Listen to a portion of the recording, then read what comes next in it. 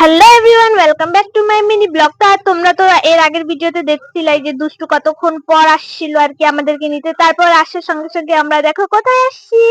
এটা হচ্ছে কোচবিহারে বেম্বু রেস্টুরেন্ট। তো এখানে আসছি আমি আরো একা একা, যাই হোক কিছু খাবার দাবার করার জন্য।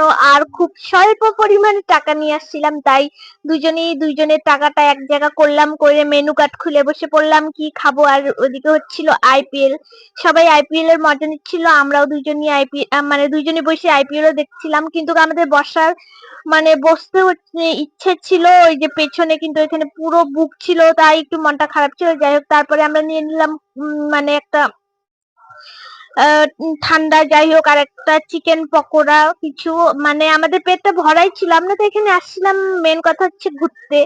যাই হোক একা একা দুইজনই তারপরে এখান থেকে খাওয়া দাওয়া করার পর বের হয়ে পড়লাম। আর ও বলতেছে এত তাড়াতাড়ি আমাদের সময়টা শেষ হয়ে গেল, সো বাই।